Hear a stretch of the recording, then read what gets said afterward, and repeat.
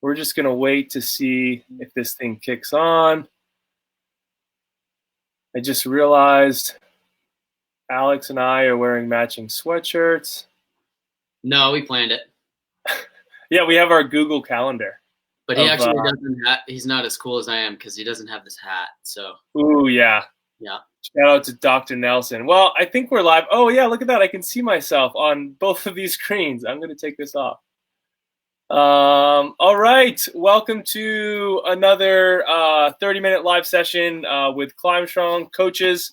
Again, my name's Charlie Manganiello, and we have our esteemed colleague here, Alex Bridgewater. Hello. I think Steve is doing some laps on his hangboard right now, so he couldn't make it. We've got a couple questions for you all. We have some left over from last time. Hello, Leif. What's going on, dude? Yeah, all the bro love. So, yeah, we're just going to kind of roll with the punches here like we have been. Please type in your question if you have one. We can kind of answer it live, but we'd like to get to a couple that we've already prepared for. And I think Alex is going to start us off here. Yeah, go ahead, Alex. Yeah. So the first question we have here is from Sylvan, I believe. His or her question is, can you train your aerobic system? How can you train your aerobic system in a home setting, like on a small woody or in a modern climbing gym? When to do it in your daily, weekly, and monthly schedule? And can you train it with strength or power endurance training? And can you use it as a warm-up? That's a lot of questions in one question, but to address the first question in terms of how you can train your aerobic system either at home or at a gym, those are kind of two different large variables to consider, mostly concerning the angle and style of the wall that you would be climbing on. Lots of us at home end up like utilizing a home woody space to, build a pretty steep wall. And so like we generally would say that trying to improve your aerobic system in terms of climbing capacities to be pretty challenging to do on a very steep wall. So typically you're looking to climb on angles that are vertical or just off vertical, that kind of terrain. And so pretty easy to do that in a climbing gym. But of course, right now, nobody really has access to a large climbing gym, right? And so if you're in that context, we would go, working into things like, we've all heard of like arc training, or in Climb Strong, we use the term extensive endurance intervals. And so like doing sets of like 3 to 5 minutes on the wall intermixed with some general aerobic capacities, like you could go for a light jog, or if you do have like a rowing machine or like an Airdyne bike, you can kind of flip-flop those general aerobic sessions together. But in terms of being able to do them at home, like on a small woody at your house, you might be better served like kind of putting that on hold at least for a little bit, because in terms of trying to get to your aerobic system, climbing on a really steep wall, you're most likely going to kind of power out before you get to that point, right? And so we really want to be, when we're thinking aerobic system, we want to be thinking moving on the wall without getting pumped to try to improve that system. And so for lots of us, I know for myself, and I'm sure I can speak for Charlie, like if we're trying to climb on a steep angled woody at home, we're probably not going to get to our aerobic system at all. We're mostly going to be in the power endurance system, or like that glycolytic system before you even get there. So you're probably going to tap out before you do even get to that. So that's definitely a consideration to take in there. But, if you do have the availability to develop or try to develop that aerobic system in that vertical terrain, like not getting pumped at all, we want to think about like conversational level type exercise. You would, generally speaking, we want to be thinking like programming strength, power, and then endurance at the end, right? Because we don't necessarily want to be training your endurance component or your aerobic component before you do like a strength or power exercise, because we want to be able to hold our like high power output, high strength output to a pretty high standard to get the most that we can out of our training. So in thinking about like when you might schedule that, at least like daily, you might think about doing, like, if you were, and this kind of addresses two questions at once, which is, can you do aerobic training with strength and power endurance training? Ideally, you would do them in different sessions, but if you were under some kind of time constraint, you could do them in the same day, but you might want to position them in such a way throughout your day that you would be doing like strength or power endurance stuff in the morning, and then maybe your aerobic capacity type work in the evening or afternoon, giving yourself a good period of like 6 or more hours to rest in between the two sessions. And then generally speaking, like weekly, you might want to schedule out those sessions like middle or end of the week. And then like in terms of a monthly 4-week block program, you might think about getting in like if for aerobic capacity sessions, you might be thinking about getting in like 4 to 8 sessions in a 4 to 6 week block.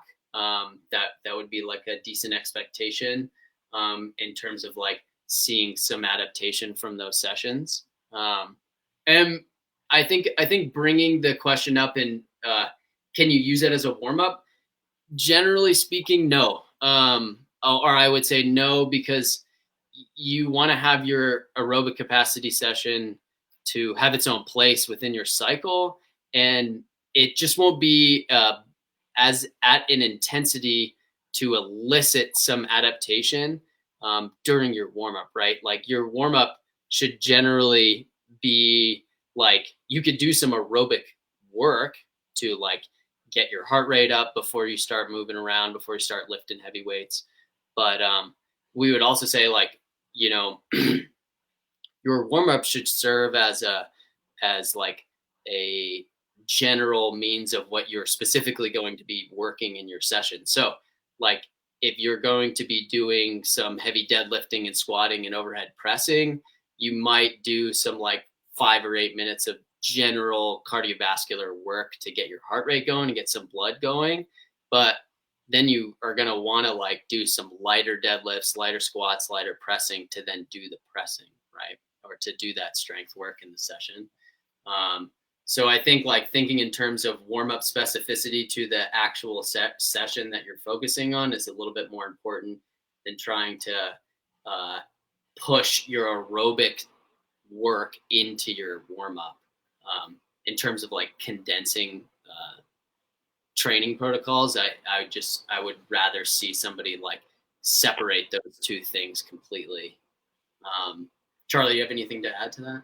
No, I think that's a great question. I mean, Sylvian had like, 4 or 5 of those in there, and it's kind of nice to answer questions or think about questions that are going to relate to our training after the COVID crisis, right? A lot of our questions and a lot of our the stuff we've been talking about has been like, what do I do because I only have a hangboard, or what do I do because I only have such and such weight? So it's kind of fun to start thinking about the things that you all are going to do once we get back to the climbing gym and once we get back to the cliffs.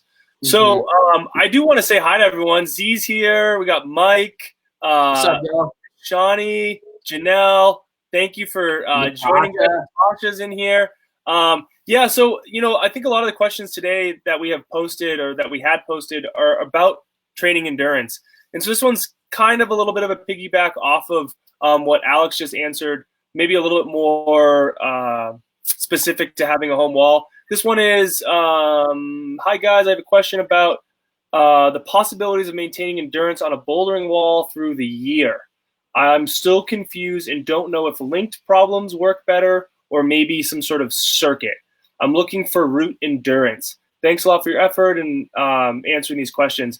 So I think David asked a pretty good question. I think he needs to figure out, or an athlete needs to figure out what kind of endurance that is. It's a pretty general question here, a pretty general statement. is David falling off because he's getting to like, 2/3 height, he's on massive holds, and he just doesn't have the juice? We're talking probably just like general like aerobic endurance. He just can't hang on anymore. If they're really easy moves and he just can't get to the chains, we probably need to work into some sort of like extensive endurance like Alex was talking about.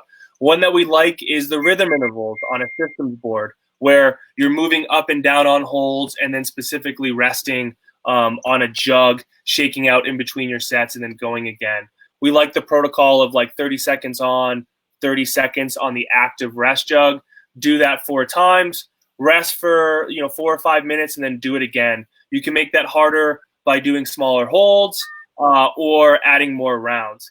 If David's falling off because he's like getting to some juggy rest and there's some sort of powerful move or powerful crux or boulder problem, and he just doesn't have the juice to get through the moves, like if he hangs for a few seconds and then does the move, he's obviously strong enough, but he doesn't have that specific power endurance or strength endurance to carry it all the way to the chain. So I think his question really depends on what kind of endurance he's looking for. And I think he said route endurance, which I'm assuming he means just his general ability to go to the chains.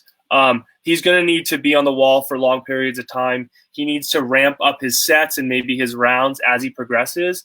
But I think we just need to figure out, and the Training Beta podcast that just went out with Tom, Chris, and Steve, a lot of them were talking about, like, do you need that right now? That's a good question.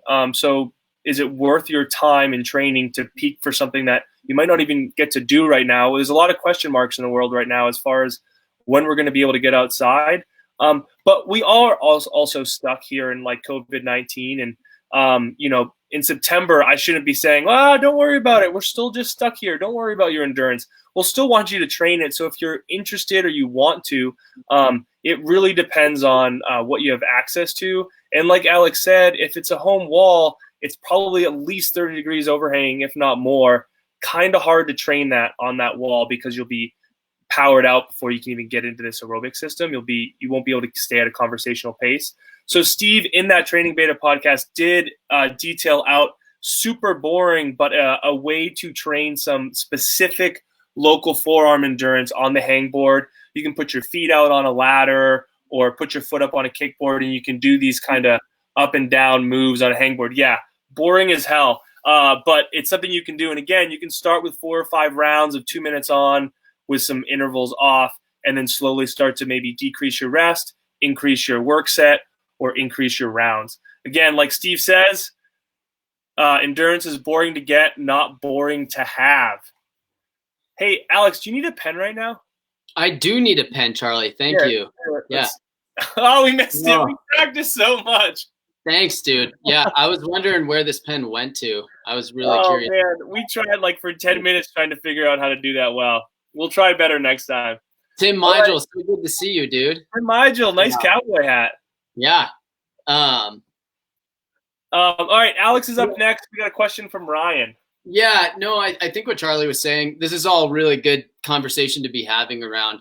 Everybody's worried, and including myself, about what's going to happen when we get back out onto the rock and go like, where did all my endurance go? And I think it's really important to remember that,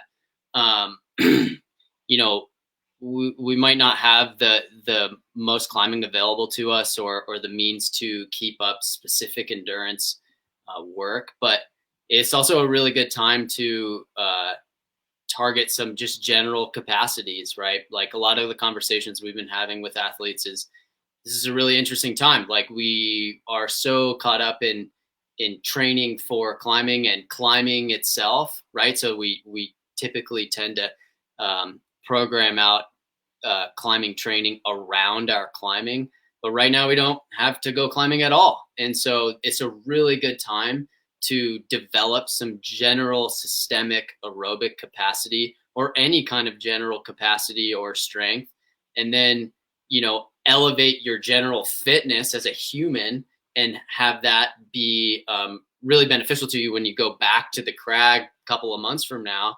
And of course, it's going to take some time to adjust back into climbing itself, but you are going to be a little bit more fit than you were before when you came into this thing. So I think it's a really important point to remember is like, we're all trying to hold on to this, like, like I'm going to be like as fit as I possibly can when I get out of this in the climbing sense. But if we are in this for a long time, or we're thinking in the long term and going like, okay, let's plan for the worst and say like, we're going to be in this for 3 to 4 months. Some climbing specific endurance is going to drop away, but we can still maintain some general facets behind that. And I think that's one of the best ways to go about thinking about it. Anyways, question from Ryan. He has a question about programming for logical progression.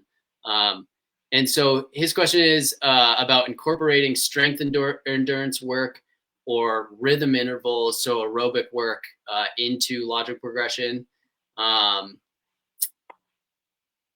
He says the sample programs don't outline where strength endurance work would be included.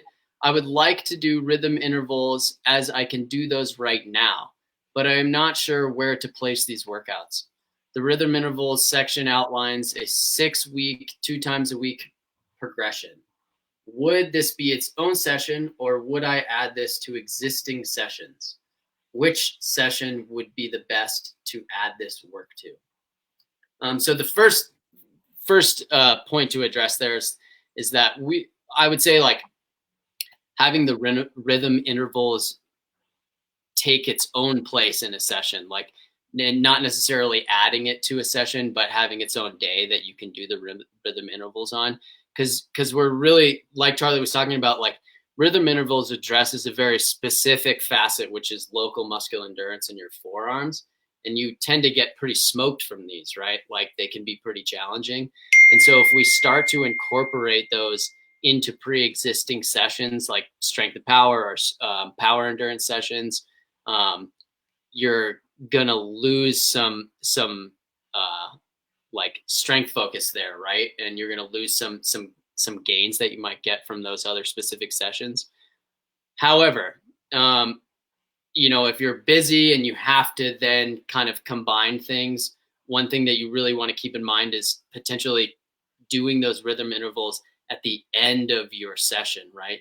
Just like we were talking about doing aerobic work before strength and power, we don't really want to be doing these rhythm intervals before you go and do like a campus session or a strength session or like a hangboard session, right?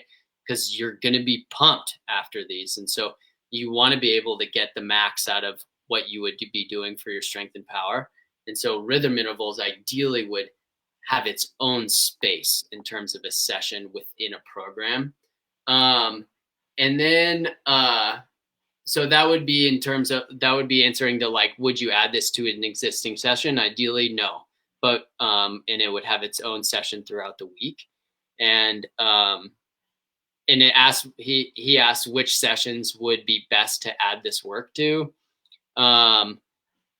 Like I said, like in an ideal world, you wouldn't really add it to the sessions, but if you had to, you could put it at the, 6 hours after a strength and power session, you could do that. Of course, like we do see some detriment to the adaptation that you would get from your strength and power session by adding in some kind of endurance work, but we're always trying to mitigate real world scenarios for people, especially in these times of like, I have 2 children and I'm homeschooling them now. And so how do I maximize my time throughout the week so that I'm not spread thin or missing sessions, right? And so if you do have to combine things, think about whether or not you could get up a little earlier during your day and do some like strength and power in the morning, and give yourself a big long break during the day and do your rhythm intervals in the evening, things like that.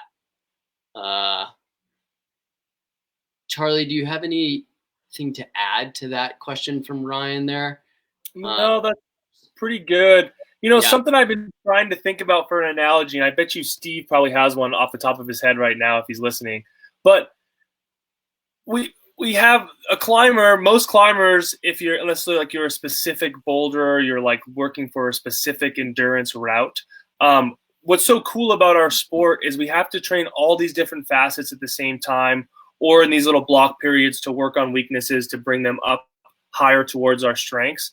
But like, I think of it like, we want to be a big, strong tank. We want to be a sports car, and we want to be a Prius, right? That car doesn't really exist, but you have to try to build or like do those things all at once or individually to be a super solid, like, tank of an individual, meaning that you're like resilient. You can, try not to get injured because you're so strong. You have a strong foundation, so you can put all the fancy stuff on top of it, like the spoilers and the intake valves and a sweet car wrap, all those things, right? Tinted windows. But then you also need to work on like being actually fast, right? Powerful, vroom, big engine, right? You got to work on that. And then you got to work on being efficient. So it also has to look like a Prius as well. That car doesn't really exist, but we have to get some sort of version of that car for what we need. And sometimes we have to like not worry about being that efficient or being have that much endurance because we're like tackling some really hard boulder or some savagely hard wild iris route, right? So it's just all the things we need to focus on. You just got to figure out what you want to focus on. And if you're like most climbers that kind of want to focus on everything, you have to take a step back, figure out what your weakness is, and build it onto your strengths. And then you can kind of maybe take it for a little while where you're working on all of them. Or like right now in this scenario where we're all kind of stuck at home, you can really, really, really, really work on your foundation and work on some weaknesses in your strengths and not worry about the kind of the frosting as the cake, the analogy that we use, right? We want to make a more dense cake. We want to, right now, like we want to have a carrot cake, like super dense, and we can work on the frosting later. We don't want like a super, mushy, not very dense cake. We want a strong foundation. So let's see. Someone asked, could you please explain rhythm intervals again? Yeah, Michelle. So really, generally here, some people don't have the ability to do it or don't have like a systems wall. So I could see it playing out on a hangboard where you're staying at 2 hold height. So if it's a systems board, it's kind of all the same holds at the same level. Where you're going up and down and coming off your locked position, right? You're not just doing this. Coming off your locked position, coming back up, reaching to the hold or reaching the sky off your hangboard, and then coming down and doing it for 30 seconds, back and forth, slow and controlled.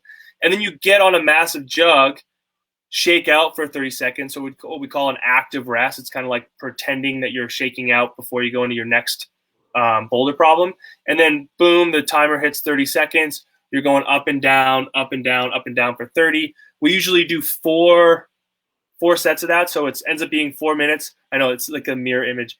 Four sets. So it ends up being 30 seconds on, 30 seconds active rest. Take the full 4 or 5 minutes off. Right? It's a kind of a 1-to-1 work rest ratio. And then do it again. Two rounds is usually pretty darn good. Make it harder by adding a round. Make it harder by making the holds a little bit harder. Or you can make it harder by changing the work rest ratio. So maybe you go for 40 seconds on and only 20 seconds off. And you'd want to build some sort of progression into that. Again, you can't be doing this all the time. Like Alex said earlier, you'd ramp this up for 4 to 8 sessions before you're going to perform. But for a lot of us, we don't really know when that's going to be, and it's totally fine to train it right now. And we can kind of have like a pseudo performance phase sometime in May or June.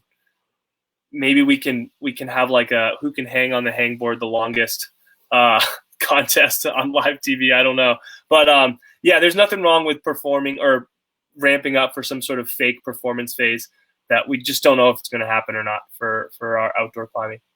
Yeah, it's a good explanation. And Janelle brought up a good point. Those boring hangboard workouts or some of these like endurance protocols. Cat videos definitely keep the mind at ease when you're looking at a hangboard for 40 minutes. We've got about 5 more minutes. I wanted Alex to talk a little bit about what he's been dealing with athletes during this time. Yeah. So, and Natasha, I do see your question there, and if we have a moment, we'll get to it at the end. But I would like to chat a little bit about. So, and Mike Lilligren wrote in here that his back is feeling much better, and that's really great. And what we're seeing right now is like stagnation in people's activity levels, right? Like we were chatting, people are probably at like a quarter to a third of their normal amount of general activity throughout their life. If you think about like how much time you spend at your business, away from your house, or in the place of work, just moving around, like getting up and out of chairs, walking to somebody else's office, walking up and down flights of stairs, like all of that activity and movement throughout the day, like kind of keeps us flush and keeps the juices flowing in your body. And I would venture to say that people are sitting way more than they are normally used to during their daily lives. And so we're starting to see this play out in a common pattern of low back injuries, or just little like tweaks here and there. Doesn't have to be specifically directed towards your back, but one of the things that we wanted to bring to light and just kind of like get the public to start thinking about is like, okay, you're sitting a lot more than you normally do, and you're moving a lot less than you normally do. And so you have to start treating your body as such. And so you need to be matching your like movement and your warm-ups for anything that you do with that stagnation, right? And so we can't just jump up from sitting on the couch and working at our computer, which is typically how I'm sitting right now, all like hunched over and kind of cramped up. Good, Charlie. Posture up.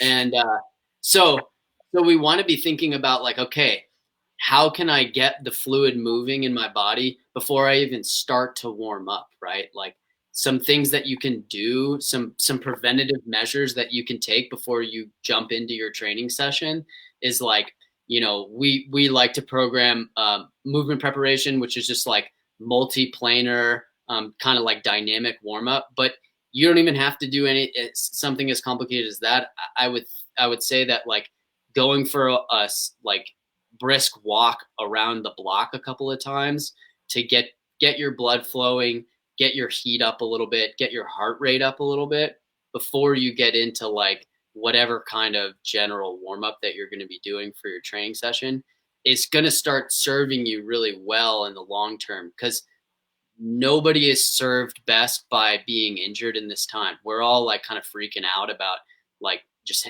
hunkering down in our house.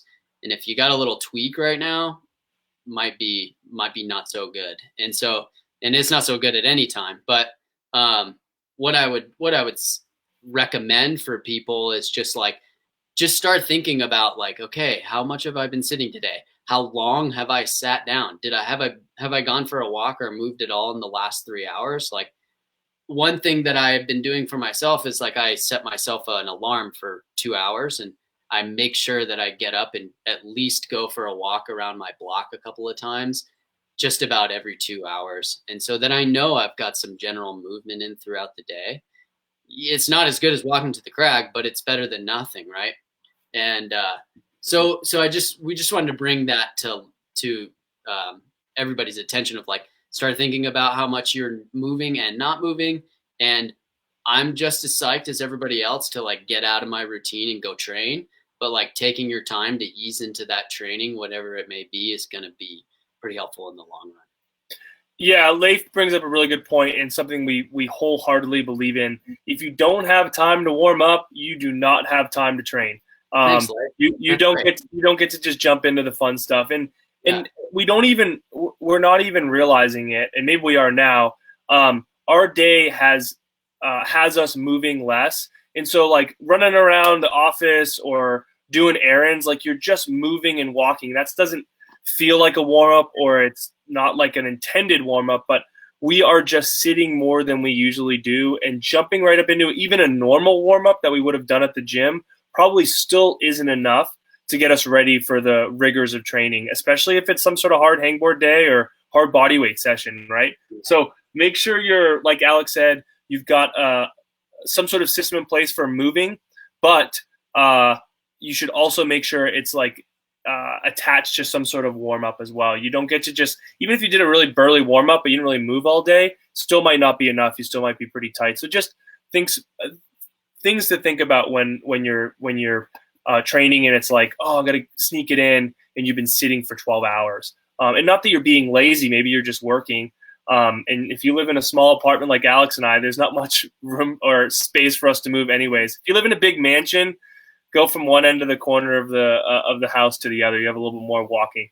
Well, I think we're hitting the end here. I would like to say, Natasha did ask about how do you set the intensity for rhythm intervals? How pumped do you get on these things? In rhythm intervals and that kind of training, we want to be right at a sweet spot. Sometimes we get it wrong, especially if you've never done this before, and I encourage athletes to just kind of try it and see what happens.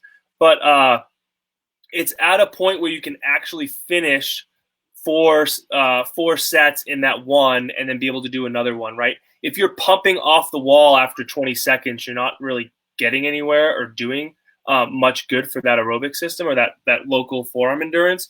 So you're at that sweet spot where you're like right at that threshold. You might be starting to get pumped, and then boom, you're grabbing the rest jug, or boom, you're off your 4 sets at 30 seconds on, 30 seconds on the jug. If you're struggling to make sets or struggling to make rounds, you've made it too hard. Make the feet bigger, make the hands bigger. See if you can do it on a more vertical terrain. Like we say in a lot of this training, you should not be failing. There's time to like try really hard and try some max hangs every once in a while, or some max bench press, or whatever the heck you're doing in the gym. But for the most part, if you're training and trying to progressively load yourself to get better, you've got to complete the reps. And if you're constantly failing or constantly flailing or falling off the wall, you're probably not doing it right. If it's limit level bouldering, sure, you should be flailing a little bit. Limit level bouldering sessions are best described as if you leave the gym and you're feeling like you suck, then you're probably doing it right. Okay. I think that's it. We're kind of over. But I think that was great, guys. Thank you for answering all these or asking all these questions. Keep posting those up on Facebook or Instagram. We kind of just catalog them for the next week's live. We'll see y'all in a bit. And then we're also doing the half off. Yeah, Alex and I have blocked a noon to 2 p.m. time frame on Fridays. I'm going to post the link to our calendar in the comment section after we get off here. And so it's going to be, 31:25 for 30 minutes. And you guys can just get in there. It's going to be first come, first serve, noon to 12:30, 12:30 to 1, 1 to 1:30, or 1:30 to 2. And we'd love to chat about your training, see if you have any questions or if you need help. Thanks, guys. Thanks, everyone. Take care. Keep moving.